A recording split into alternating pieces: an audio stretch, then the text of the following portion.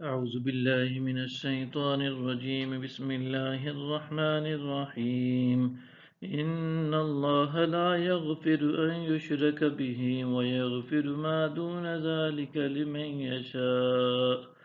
ومن يشرك بالله فقد افترى إثما عظيما بے شک اللہ اس بات کو نہیں بخشتا کہ اس کے ساتھ شرک کیا جائے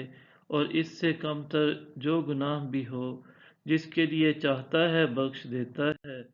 اور جس نے اس کے ساتھ شرک کیا اس نے واقعتاً زبردست گناہ کا بہتان باندھا ألم تر إلى الذين يزكون أنفسهم بل الله يزكي من يشاء ولا يظلمون فتیلا کیا آپ نے ایسے لوگوں کو نہیں دیکھا جو خود کو پاک ظاہر کرتے ہیں بلکہ اللہ ہی جسے چاہتا ہے پاک فرماتا ہے اور ان پر ایک دھاگے کے برابر بھی ظلم نہیں کیا جائے گا انظر كيف يفترون على الله الكذب وكفى به إثما مبينا آپ دیکھیے وہ اللہ پر کیسے جھوٹا بہتان باندھتے ہیں اور ان کے عذاب کے لیے یہی کھلا گناہ کافی ہے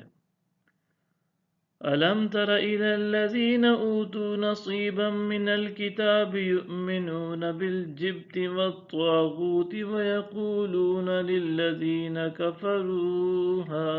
هؤلاء